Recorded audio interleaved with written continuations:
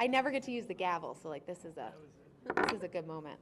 All right, good evening. We'll go ahead and call our board workshop to order. In case anybody is unaware, we have fire exits behind us to the sides. Please make your way orderly and, safely if anything were to happen. Can I get a motion to approve the agenda? Ms. Christensen? Second. Dr. Moritz? I would like to make a secondary motion to amend the agenda. We're going to move topic B, the state of our curriculum, to January's meeting, and also go ahead and add an executive session to the workshop. If you're watching from home, we usually have our executive session at the end of our business meeting, but since we have this time now, might as well get it done and maybe, see our families. So we'll add the executive session for matters pertaining to a collective bargaining unit. Invited to attend our superintendent of schools, Brett Provenzano, and assistant superintendent for human resources, Doug Lauf. Second reason for the executive session is members in a collective bargaining unit and employment history of an individual in a collective and non-collective bargaining unit. Same individuals invited to attend along with assistant superintendent of business, Mr. Nardone. And then third reason is the employment history of members not in a collective bargaining unit. Same individuals invited to attend. Can I get a motion to amend the agenda? Ms. Thibault, second. Dr. Moritz. And then I need a vote to approve the agenda as amended. Ms. Christensen? Second. Mr. Muller, all in favor? 6-0. All right. Woo. Now we can pass it over for a nice discussion. I don't know why I went with nice on that one, but a discipline report. So yeah, I think what's going to be nice about it, see if I could say that, is the amount of work that's been done and the care and attention that we've been put forth, I know as a board and as a district regarding our cell phone policy. I think Maddie Power, you're going to be coming up, and I think, yeah, you're going to be first, and you have a supporting cast here. You got a group of principals. You guys could come close, so if you need to chime in.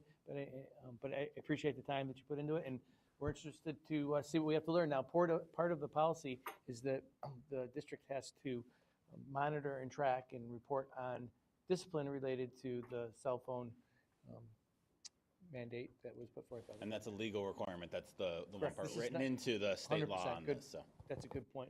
Yep. So Great. So that's good. We're doing this. We have a presentation. Perfect. They're pulling it up. do you want to come up here and grab this? I have this. There Is you go. it That's too even far better. away? Is it working? Do you have the I did. clicker? It's green. Can we just? Post for the presentation. Oh, that? No. Okay. Well, you got to give me the old, and I'll do it. Okay. Yeah. Be like, all right. So I'm Maddie Power. You know this, but I'm going to let Paige introduce herself. Hi, I'm Paige Mawson. I'm a senior at Fairport High School. I'm the co-vice president of our class. Some things I like to do in my free time. I'm a competitive dancer, so that takes up a lot of my time. I just finished. Yeah, that's later on my report. I just finished my college applications. Not really sure where I'll end up yet. Most schools I applied undecided. I think I'm interested in neuroscience, but not sure yet. So we'll see where that goes. And yeah, I just was a part of the Board of Ed Walk with Dr. White, and I wanted to thank the administration and Board of Education for having me speak tonight. Yeah. Awesome. So I'm going to start, and then I'll throw it to Paige, and then back to me. So we surveyed students 912, and I'll talk about why we just did 912 throughout the presentation. Teachers 912 and administrators 912, so you can see how many completed surveys. We had a handful of like half completed, like maybe the students like checked out halfway, but that's the numbers that are up there are the fully completed surveys. So I feel like the full scope of someone going through the thought process. Next. We focused on 3 focus areas. We didn't want to get too widespread because really this is the intent of the law, right? Is our learning environment, student interactions with each other, and then how it impacts us as a school in managing this policy. Go ahead. So our first ask was of the teachers specific to classroom engagement and what they're seeing in the classroom. And so 80% have seen an increase in classroom engagement. Now everyone's interpretation of engagement is different, but if someone's feeling positive about engagement, that's probably a good thing. And this is some of the feedback from their rating, and then they had the option to give us some anecdotal thoughts. So generally they feel like kids are more focused in class, and you can go to the next slide. Student interactions are more positive. There are some challenges with consistency, and I'm not sure if they mean between each other. Oh, sweet. Between each other as teachers, or I need the dongle, whatever. I need the dongle. okay. It should be in there. It's like, it's embedded. Like in the battery? It's like in there. No, Like, it's not in here. We're doing great, guys. no. Okay, well, we're, All right, thank you. And so in each student's individual needs, we do have students with 504 or IEP plans and may have an accommodation. So just being mindful about the communication about that. And then just the challenges with students wanting to use their phones and trying to be restorative and responsive to those needs. So that was their general feedback about that. I think it'll work now? Yes, awesome. and you're great. Thank you, Mr. Clark. The next question focused on what they observed with student-to-student interactions. So 76%, again, pretty high, have seen an increase in positive interactions, which I really think is one of the main goals of the policy and the law is people interacting with each other and working with each other. I know a lot of teachers feel like this is what they've wanted all along, and based on this brief survey we did, it's lending itself to yielding the results they're looking for. This is the scope of the responses. Some of their suggestions in the anecdotes was mandatory phone storage requirements, such as lockers, to aid in the fidelity of the implementation. We know how hard that is, but that is something that they could see to maybe implement it more consistently.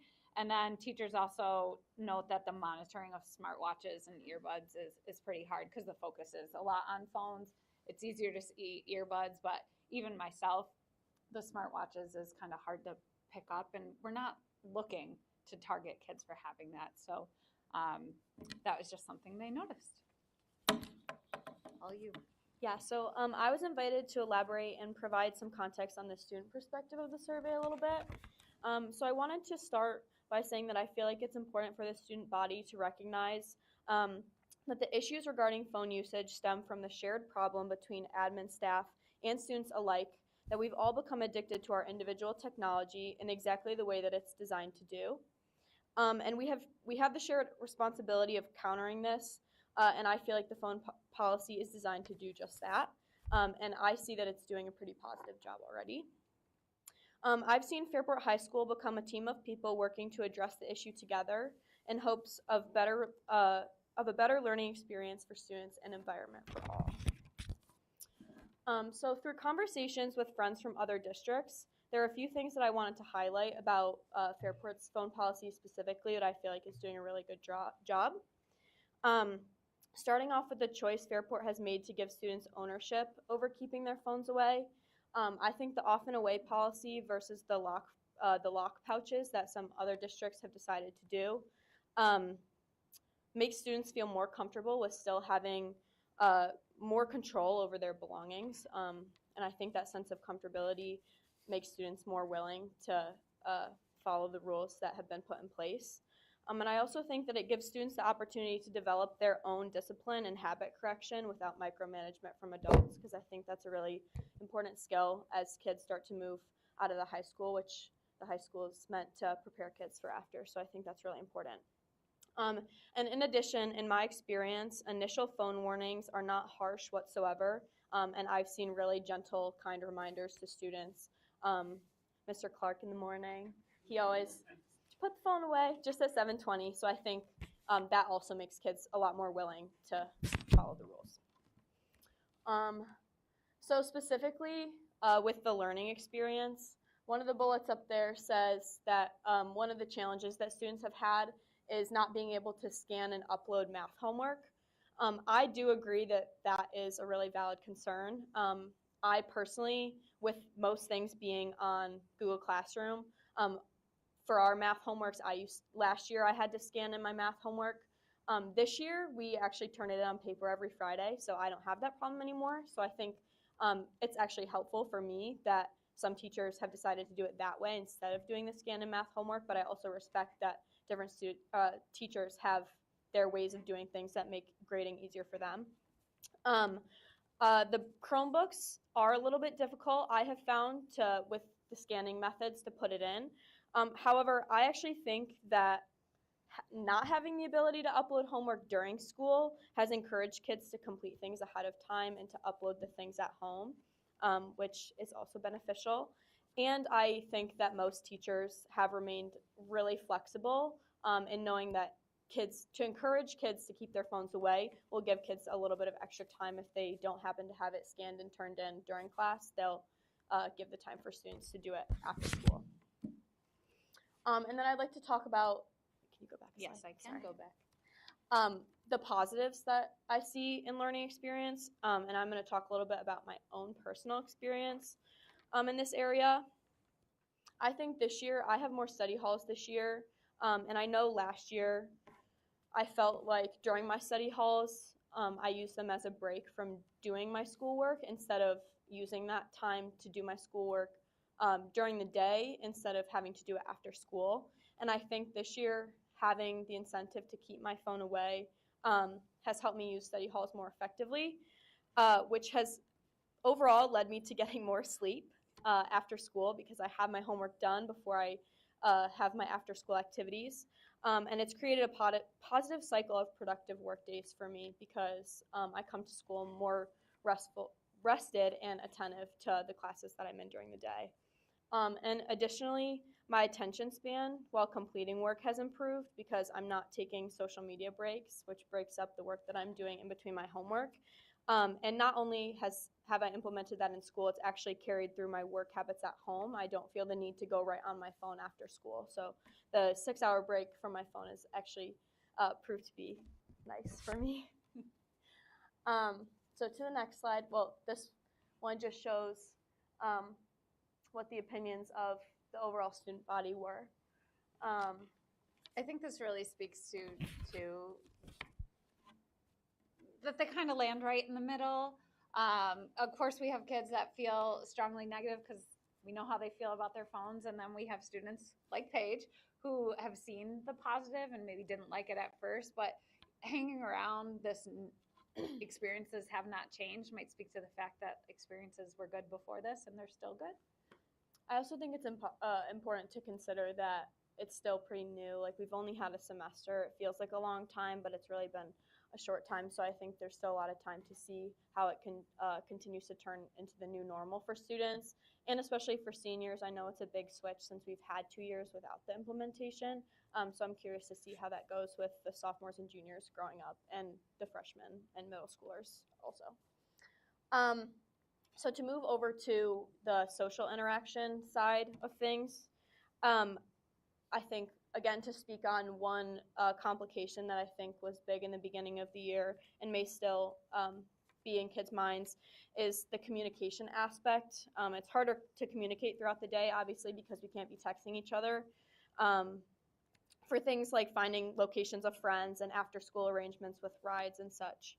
But being one that thought this was a complication at the beginning of the year, I feel like it's been pretty easy to make accommodations, and you just meet friends in the same place every day. I have a friend who I meet every 8th period, the same spot, and it hasn't really posed any problems at all. And just coordination prior to the day beginning about after school. Another thing that I wanted to talk about was hearing some feedback that the lack of access to AirPods and cell phones has eliminated kids' ability to have a sense of calm during their busy school day. I think there was a bullet up here. I feel less motivated to talk to people during the day and haven't felt like I have been able to do certain things without my cell phone. I'm personally not someone who's experienced this, but I know that it is difficult for some kids who feel like they do need some quiet during the day. But I have seen staff responding well to this by providing kids with other outlets and quiet spaces. They've been really understanding of students' experiences in that area. I've also noticed kids in the lunchroom with wired headphones. They've adjusted pretty quickly, and we still have kids that will plug in, and whether it's music or games or get work done. I'm really curious to see after the year goes in terms of academics, because more kids are doing their homework because they're not on their phones scrolling. So I'm really curious how that'll play out in the long run. So I appreciate you bringing up that teachers have been flexible and kids are kind of finding other ways, but also knowing that like we do have kids with accommodations, and if they need them, that's documented and we support them. So I appreciate you bringing that up. Yeah, of course. And then to speak on the social interaction benefits that I've seen, in preparation to this meeting today, I actually spoke with my English teacher about the social improvements that she's seen. And she has a practice before breaks that every Friday before a break, she does a game day in her room. And it seems really simple, but it really encourages students to interact with one another. And I think it builds the simple interactive skills that sometimes certain kids are missing, or a lot of kids are missing. And she said that in previous years, kids have avoided playing games, which seems crazy to me, but have just kind of isolated themselves. And this year she's seen like full participation with kids, which I saw in my English class as well. A lot of different kids from different social circles getting involved in games together, which I think is really, really nice. For me, I personally look forward to visiting with my friends in class in the hallway. And I think I've seen a lot of that this year, and a lot less of kids with their heads down in the hallways and in the beginning of end of classes, them pulling their phones right out. And like you said with the cafeteria, I think I've seen it be a lot more interactive. And I've had really nice conversations with people that I haven't really interacted with in the past. So I think that's really nice.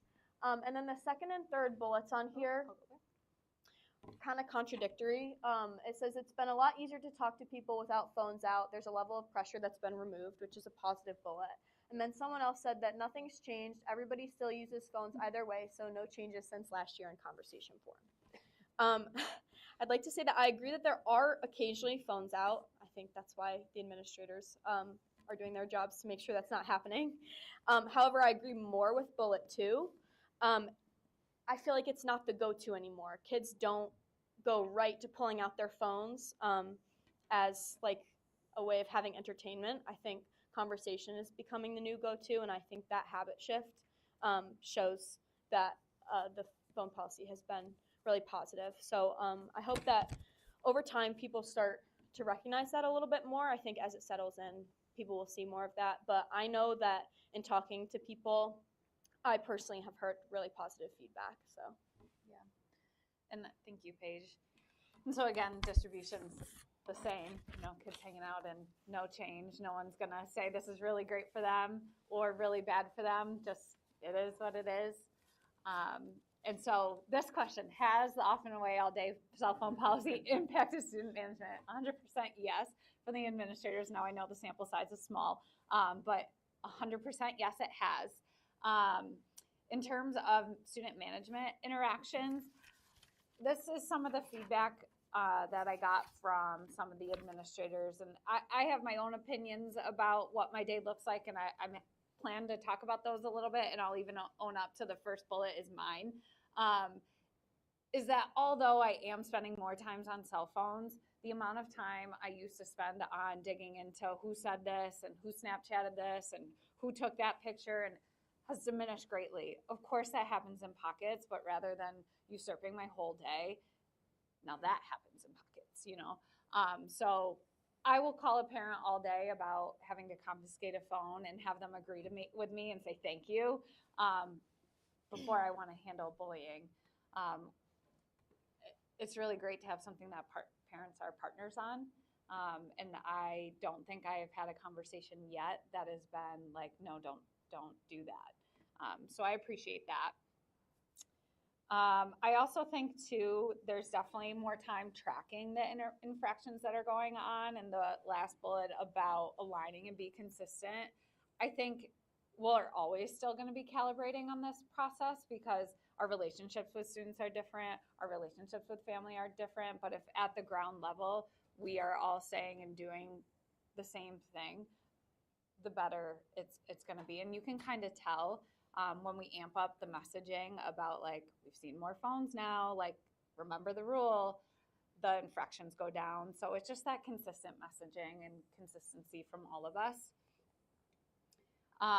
And this kind of speaks to the first thing I shared about the other infractions this school year.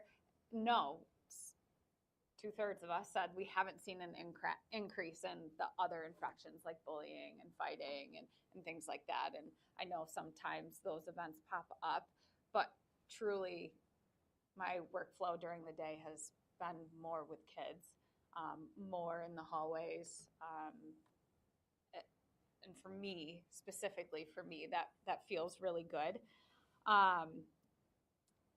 So we still see like the tardies and the skipping and the things like that. But in general, kids' responses to, hey, put your phone away, or I've already given you a warning, they don't fight me when it's time to hand it over and locked up. I think that gives them a sense of security too. We have little lockers in each of our offices that only myself and the secretary in each house has that, to lock phones. So kids can put it in there, see it's locked, see it's not going to be touched, see it's safe. And I think that kind of helps with, I got caught with my phone. This is an appropriate response. I feel okay with where my phone is through the day. And again, that's just my observation. You may ask a kid and they may feel differently, but I see a positive personally. And again, it's not just us, it's teachers and students. So the first one is, have you had to address a student? Yes, no. And students, have you been addressed by a staff member? Yes, no. And they're opposite, which I find really interesting. So if I were to hypothesize what I think is going on, either the same students are repeatedly being addressed, which I will show you, or the ask to put it away is so kind and respectful that it's not lingering in their mind that someone had asked them to do it. Maybe that's just like my happy hat on, but that's my projection. So the number of referrals by grade level, this is why we only focused on 9-12, because as you can see, that's where the referrals lie. And so the numbers on top are how many referrals there are. We can see our juniors are struggling a little bit. And if, again, I were to make up an idea, the 10th graders are coming in and wanting to follow the rules and the expectations that come from Minerva. And then our seniors do go out for lunch, so they do have access to their phones during the day. But our juniors are kind of stuck with us. So in terms of those repeats, there are 8 repeated 10th graders, 6 repeated 12th graders, and by no surprise, 25 repeated 11th graders. So we are working on it. But for how many students are in the building and how many days we've had, that's not that bad. So that's just a little visual, and then just some closing thoughts that you can read. But is there anything you wanted to finish up with, Paige? Or you kind of said all you needed to say? Yeah, I think I did. Okay. Do you have questions for either of us? I know that was a lot of information, but. Yeah, so Yeah. I've made it no secret my thoughts on the law itself throughout Sure. the whole advocacy process, but I want to make it clear that you guys have done an amazing job. Any criticisms I had were the law, not what you guys are doing. You guys are doing great work on it. We have to. You're good. Well, and I think it's a credit to the work that you, especially at the high school and at Minerva, were doing before this year. So maybe it wasn't as new You're right. to it as it was in other schools. One of my questions I had, and Mr. Provenzano shared a lot more of the student qualitative data, some of their responses. It was fascinating read. I'm really interested in it. I guess my question is, and for the administrative data and the teacher data too, we don't really have, as a board or a district, a lot of wiggle room with this policy or this law, right? It's Right. pretty cut and dry of what it has to be. So how are you going to use the student, especially the student data, kind of going forward to kind of inform how you guys deal with this in the coming years? So just, I think I'm going to ask Bob to transition in, and then you guys could probably play off each other. So Yeah, I mean, I think a great Fun. starting point would be to have Maddie and Paige do the same presentation to our staff. This is the first time I've seen the data. You know, Maddie's been working on this collectively, obviously, with her with Paige to kind of put this together. But we would want to get their feedback on it and see if those perceptions are real and see like what the takeaway was. I'm not surprised that there might be some like tangible, responses from kids in terms of that, because a lot of kids that like have never been in trouble before are now being called out on this minor thing. And, kids that we think the world of and have like, maybe shed a tear because somebody stopped them in the hallway to say that. It becomes a very important moment for that kid in terms of like their takeaway. And so like much appreciated that Paige has perspective of saying like, you're pretty kind about it, but like even like one of her best friends, like walking by, I remember we had a moment where like, oh, I felt so bad. what are you doing right there? We both in the moment called her on it. And I know that we didn't do it with any kind of malice, but for that kid, she's probably never ever had been corrected by an administrator, let alone two in a span of 30 seconds. And that contributes to this perception. Sure. And I think we're kind of aware of that, but I think we would want to sit with the staff and talk about the perceptions and see if there was anything we could do to continue to add a level of consistency, kill people with kindness, to make sure that these interactions, at the very least, they understand that we move past it right when it's over. And that's kind of the challenge of any kind of discipline, is that it's just an opportunity to teach, and that like you're still a kid in good standing here. Like it's just and part of my response, to the kids, like I had one in the hallway today, was like started to give me an excuse. They're like, no, this is not an excuse. This is my bad, Mr. Clark, and then you go on your business. Yeah. Like we can move past it. Yeah. I think too, a part of this, just the tight turnaround of focus group, I know would have been helpful because you do have keyboard warriors, right? But when you get people in the same room and actually asking thoughtful, prompting questions, you might get more different or the same feedback. And I know some of the qualitative feedback from students were generally like, I don't like the rigidity. I'd love to be able to access it during the day. And we just know what that leads to as adults. So that's hard. So we just didn't have enough time to do a focus group. We wanted to do a focus group, but between. I was on Learning Forward, so I couldn't. That might be our next step, is to, Correct. get our students in the cafeteria, go in the senior lounge and have conversations. I'd love to revisit it as we get into the spring and have had more time, like Paige mentioned, like this is a semester, but it's really not that long. I think part of it too is just building the habit. I know I've walked into the school building with my phone in my hand because I just forget. I come in from my car and I just have it in my hand. And Mr. Clark has reminded me too. I've been one of those kids. He's just like, oh, make sure to put your phone away. And it's super quick. I think there are a lot of kids who are very willing. It's just part of the habit building. So I think that will, at least like a fraction of it, will also continue to improve as it just becomes the new normal. I think a lot of this seems like it's because it's so new. So there's the habit building. There's also the softening of the stigma when you realize, oh, everybody at some point over the past year has probably had this type of interaction. And so I think this is all really, really encouraging, like considering how new it is. And to Brian's point, it was kind of like we feel like the culture was already there, and we were really proud that we're building in this direction. And of course, you never want to be mandated to do something, but I think we all acknowledge like there could be some really good stuff that comes out of this if it's done the right way, and it sounds all really, really encouraging. I think it's helpful too, like when we look at this, the ninth graders have 5, and I know you guys are here. I don't know how you guys track referrals. Maybe you do it differently than putting it in the system. But I think it speaks to the continuity between middle school's expectations into and like it trickling up. And eventually getting to the cohorts that never really had them out at all. Right. And I think about too, Paige mentioned this about our own workflow, but as an adult, like I feel like this policy has been good for adults. I'm trying to keep my phone away. I know Brett made fun of my little clipboard thing at one point that opens up, but it like puts my phone in there rather than me carrying it around. And my workflow's improved. My head's up. I'm not checking email. I'm talking with more staff members. So personally for me, I feel like I'm more engaged. Not that I ever felt like I was disengaged, but man, does it really like put it out there for you when you're not accessing your phone. So I've noticed that as a positive too for adults. I was curious, Mallory, since you are one of the you're in the highest group there. Do you mind sharing? So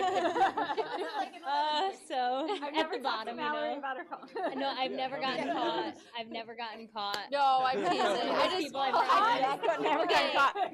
Not on it. I've never gotten caught. But yeah, well, I have 2 things. One, I've also noticed when we went to talk to like the middle schools, since that has always been the norm, and I also have a few things about that from Northside, just because we've talked and mentioned it almost every time. And everyone really understands, like, it is a state law. It's not really just us that, like, and the middle schools have always had this, but I think that also plays a big factor in the ninth, just like we've mentioned. And like, there's like no sixth graders that have gotten caught just because it's like not normal. And so I think as we go on, like Paige said, like it'll become normal, and hopefully my number will go down. But You gotta rally your yeah, I kids. know. But yeah, I do think that like the seniors leaving for lunch, like it just like people don't think about it, and in lunch they're just like, oh, I know this is the rule, but like it's just not like in class. I've noticed for sure we're doing stuff almost all the time, and before even I like at the beginning of class I would check my phone, and then the bell would ring and I'm like, wait, I still have 5 more things I need to do, like and it's just a constant distraction. So I think it has been a lot better. And also with I have a lot of classes with people that I'm not normally like I'm not best friends with, I noticed. And at the beginning of the year I was really nervous, and I was like, I have barely talked to half these people, and I don't have someone I would talk to like a ton. But I've noticed that my interactions with everyone, like I feel like all our classes we've gotten to become so much closer, just because when there's free time we're not all buried into our phones, like whatever, we can like talk to each other. And at the beginning of the year we all bonded over how awkward it was that we didn't have our phones. So I think that also helped. Like it is like these numbers show that people like it's weird, and it's can be like bothersome thing, but as we keep going it can get better. And I think these numbers will continue like being positive, and the responses being positive too. It's not like something that's like a topic of conversation when you guys all hang out after school, right? I mean, this is like you guys move on. It's not like, you know, so polarizing. Yeah, I mean, I think it shows improvement that at the start of the year, everyone was like, oh my gosh, this is terrible. And I feel like I don't really hear people saying that anymore. Like, there's still people maybe on their phones a little bit, but like no one's dwelling over it anymore, which I think shows us like moving out of that kind of being the attitude. I do think it's important to acknowledge, like, it is not this utopia, euphoria. Like, we know kids are going in the bathroom and pulling out their phone and sending the text. We know it comes out during lunch when they're sitting in the booth and think no one can see them. Mm-hmm. We know it's happening, but it's not about seeking out the kid doing the wrong thing. It's about, we see you with your phone. This is a time to check ourselves and move on. And hopefully kids that are going to the bathroom to send a text or hiding in the corner, like maybe see their peers get caught with it or using it less, and goes down for better. We know we don't live in this like perfect world. High school. Yes. Once I think of that context when you guys visited, we talked about this. That's why we are feeling it more than the teachers. Mm-hmm. You know, like because we're in the hallways primarily looking for that stuff. It's not coming into the classroom as much. And again, not to say it's not in classrooms, but it's really not there a lot. And that was the intent, right? Most of the referrals are in the hallway, or if you look at even again drilling down into this, and we're doing that work as administrators. Most of the referrals are in the cafeteria in the hallway, or coming out of the bathroom, and so those spaces are not instructional. And again, that was the intent. So if it's worth it, and I guess the other thing I would add is, I was very much begrudgingly, on board with the law part of it, because we were working towards it, and I thought culture-wise we were making strides. But the law has helped, I think, with parents. Mm-hmm. And again, so in that response, every one of my house administrators is like, not one parent has given me a hard time. Mm-hmm. Not one parent. That I can't really pick any other policy that I'd say that. You know? So I guess that piece, at least there, it's taken away that you're the bad guy piece of things, to understand like I'm trying to help them get in line with where they need to be, and we're going to move on again tomorrow. We're not really issuing a lot of like heavy consequences. Again, that's separated. That's yes. It's more of like a warning. We take your phone for the day and you move on. I can actually speak to that a little bit, and I know we're trying to wrap up, but I'm sure you're curious about like how we manage it. So outside of a warning, and then we'll go to locking it for the day, calling home, asking families to support us. They always do. A lot of times I have families say, actually, can you keep that? So, and kids that are repeated, those couple numbers that repeated offenders will turn into like, you got to turn it in every morning for the week. And I haven't had to go beyond that at that point, but I do have parents that are like, please keep it. I'll come pick it up when I feel like it. So we do have parents on board, and it is progressive and not punitive, where it's like, you get a lunch detention because you had your phone out. Like, that's not logical in a response. We're trying to teach, not punish. So when we were at the high school on Friday, or my tour guide mentioned that, like, we know it's the law, so they have to do it. So it's kind of nice that it has that It does. as the backstop. I know I talked to a ninth grader from another school who said they just do random spot checks, like pull out your yonder pouch and show us that you have your phone. And she didn't have it in her pouch one day, and so they like emailed home to the parents. Is she telling the truth that she didn't have her phone with her that day? Like, just a very different approach. So I really appreciate the gentle and, like, like what you were saying, Paige, helping the kids learn how to be self-regulating with it instead of that level of like random spot checks, show me your phone, prove that it's where it's supposed to be.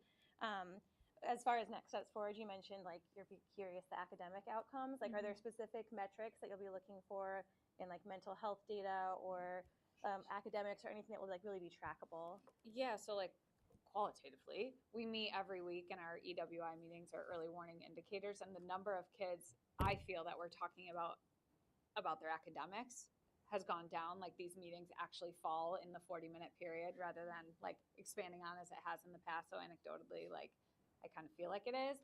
But we will be able to track, we get failure reports at the end of our 5 weeks and 10 weeks, and we can look at that and see how many courses are being failed, how many kids is that actually, because sometimes there's repeat courses. We know kids struggle across the board a lot of times. So we'll be able to compare to years before that, quarter to quarter. So that kind of will help us number-wise, and our system with Panorama is helpful in that. Those are the main things we track, are attendance and grades Yeah. at the high school level. And because we have such a front on attendance piece of things too, like, we're seeing helped. general improvement across the board on that stuff, but we just did our capture for 15 weeks. Even though we don't do old school progress reporting anymore, we always pull that capture for eligibility standards, and then that impacts EWI meetings for the assistant principals and the counselors. And again, anecdotally, as I review the list, there are less kids failing multiple classes, and there were, noticeably less incompletes, which is usually kind of indicative of kids that are like, missing tons of school, and then teachers are kind of trapped with like, I don't know what to do with this grade. Like, how do I give this kid a chance to turn around? I'm kind of used to getting a full page of that, and I think I had about a half a page this year. At this capture. Yeah. So we're tracking that stuff. We haven't done a year-over-year study yet because it's a bit early, but I think we will continue to do that, and they're set up to do that with their processes in their biweekly meetings. I could add a little piece from Minerva Dynamics. Do you have to go to dance? I'm good. Are you sure? Yeah. Okay. Our competitive dancer over here. Squeeze this in real quick before dance. Everything I'm going to say, Paige already touched on, and Manny did, so great job to both of you, first of all. So at Minerva DeLand, again, we've had it the easiest because from the work that Pat and Beck have put in their staff, the expectations were already there. So that reflects the data. Our soft data that we're experiencing has really been a joy and a gift. So thank you to the board for your logical application of this state policy, right? I'll put it this way. When I first started at Minerva, it was COVID 2020, right? And I walk in the cafeteria and it's COVID, like social distancing, masks. Now I walk in and the kids are socializing and they're playing games, right? Actually, a next step would be add some more More budget, games. right, for Yeah. card games and board games, because they're playing it in the cafeteria. Yeah. I've changed my habits, like I'm on my phone less, and I'm playing more board games at home with my kids because of the kids at school motivating that, right? So like after the first few weeks, they're like, can we get some more card games or card decks? I'm like, sure. So I purchased like 10 more card decks. Our Raider Days, where I think you're familiar with these now, so if kids earn a Raider Day based on their improving behaviors, we offer them different stations they can choose, right? We've never had a card game station before. In the last Raider Day, I walk into the LGI, we had like 50 kids and staff playing cards together, and it was really, really powerful and just a reflection of what we're talking about here. So thank you. It's been a gift. Let's keep it going. Thanks. So, kind of building off of that, Dom, and Paige, what you were saying about study halls, I can confirm with my N of 1 that study halls are now, there's less homework coming home because they're able to do work at school and using that time. So it's funny because we talked as a board about, advocating for maybe some flexibility and non-instructional time for students who needed that, but hearing some of the stuff and seeing some of it is a different implementation. My last question, I want to build off of what Dom was saying, because the data point or the thing, cafeterias are louder, and like that's Yes. in news story, that's in like something we always hear. and reading about it and hearing about it. And I find that such an interesting anecdotal point because like it sounds really great, but it's a weird thing to say, well, this is automatically a good thing. And not just that kids who need special needs or a special accommodation, but like some kids don't like it loud. Some kid just came from a test and needs to decompress. So Dom, you were talking about games. So I'm wondering if you guys can talk about the cafeteria. Why, like, what does it look like so louder is good? Do you know what I'm saying? Well, I think on the surface, louder is good because that means kids are talking to each other. But you're exactly right. That is overstimulating for some of our kids. So there are students that do have accommodations and have certain kind of headphones they wear if they choose to still be in the space. Like they still want to be with their friends, but it's just like too much noise. We also have the senior lounge, which yes, it's for seniors, but we know others use it if they need. And then we also have a library list of kids that just want to eat in the library or just spend time in a quieter space. And I'm noticing more kids in classrooms with the teachers that they bond with. And our art rooms are great spaces during lunch too. So yes, they're louder. Yes, on the surface, I feel like that's great, but we also are not forgetting about our kids that need flexible spaces, and we have a lot of So, Mr. flexible Groh, spaces. why don't you talk about that at the middle school as well? Do you give Why safe don't we all spaces? come up here? Trying to get everybody in. Around the new podium. She's a beauty. She's really nice. She really is. No, it's fun, and Paige can attest to this because she started with us, down at JP. Like that's been a rule hard and fast since we've started, but more so just a lot of the kids, some of them coming in the 6th grade didn't have phones and going from there, and even that's changed a little bit too. So policy-wise, it's been great from us just to build and going from there. And we've obviously had talks with Dom and Patricia just as they were moving up about our kids and how it's worked and gone from there.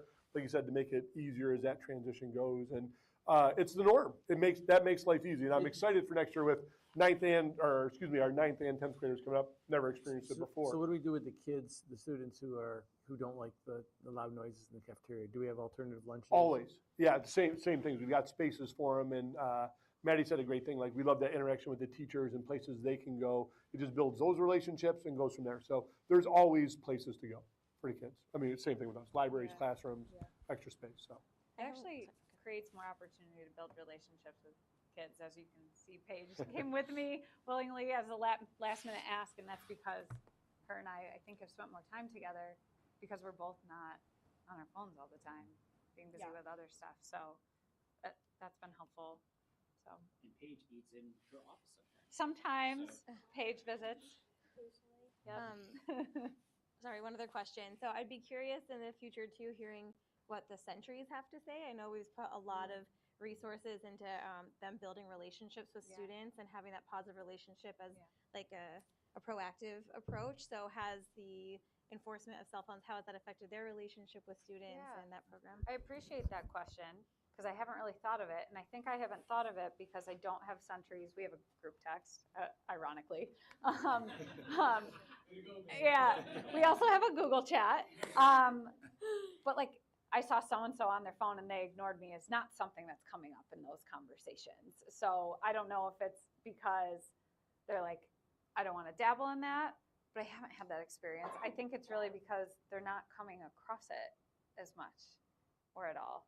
Or we've already taken care of it, honestly, at that point. Like they see us in the cafeteria addressing kids if we see them with their phones out and they're doing their job to make sure everyone's Is physically it mostly safe. on the administrators are enforcing it and the centuries aren't as much? Is kind of what you're saying? Or? I would say so, but not because they're not trying to. I think it's because we're so consistent with it that they can focus on the other aspects of their job. And I don't want them to, honestly. Like Yeah. I would, if it came down to it, I'd prefer that come from us. That they'd let us know I saw so-and-so on their phone. Exactly. And I'm not Because getting that. it leads to power struggle. Yeah. And that's the last thing. Yeah. That was my concern because the centuries are like everybody's best friends. The policies unless asked. Come on down. It's a podium. I have to check my phone. I might have a message. Same Karina, but the policy is we're supposed to protect, observe, and do century. We're not to enforce right, policies exactly. unless asked or if there's a problem. Right. So no, we would not get involved in that at all. We do ask As everyone. I understand it. Yeah, sorry to cut you off. I didn't Not a mean problem. to. We do ask though that everyone in the building, teachers, staff, sentries, administrators, like if you see a kid and, hey, put your phone away, please, don't argue with, keep it moving. You set the expectation. If they ignore you, let us know. But Yeah, I want my head cleaner to be able to say, "Could you put your phone away?" and kids respond appropriately. That's the expectation we kind of lay out in class meetings in the beginning of the year. But my preference would be that they don't have to do that. I would prefer it be more the teachers and the administrators, just because they do have some level of authority on a consistent basis that's built on that relationship of seeing them every day, that kind of thing. Or again, like as an administrator. But Century-wise, I think their focus, as was just shared, is really more about the relationships and understanding like when a kid's not in a good place. And they prevent so many conflicts on that alone. And again, I think that this helps them to do that because going back to Maddie's point earlier about the social media component of things, and it's only 16 weeks in, right? I appreciate the aggressive knock thank you. with that. on the new podium. You know, typically the way that stuff starts is on social media the night before, and then it would come to us via our Centuries, et cetera. And they're not reporting that stuff either, but they're in tune with it. And the kids will come to them.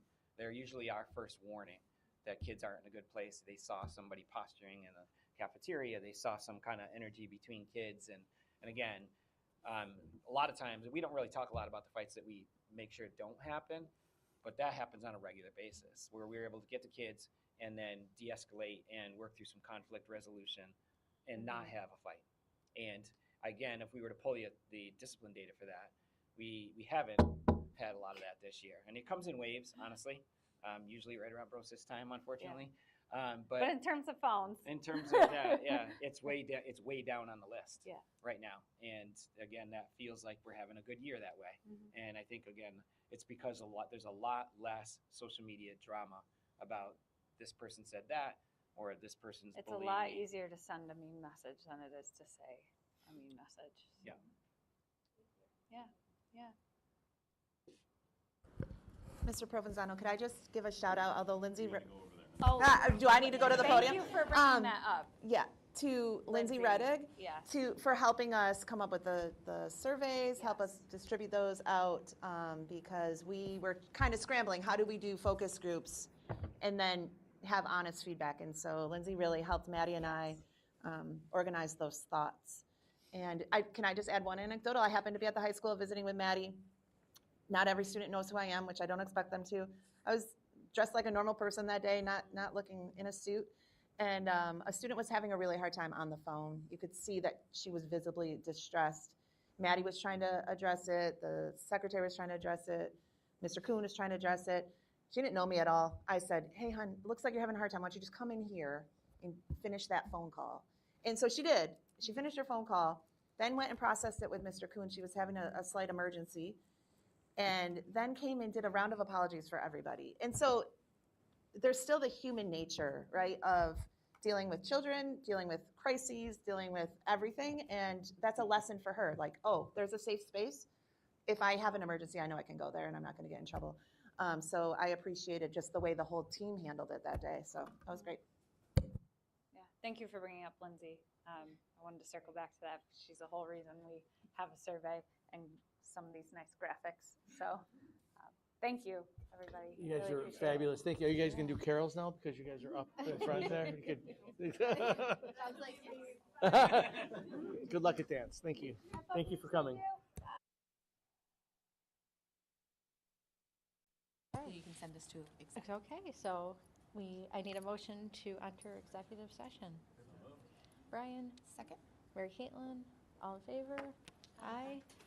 If you're viewing from home, you will not miss anything. We will just come back to then adjourn, but we will be back for our business meeting at 7.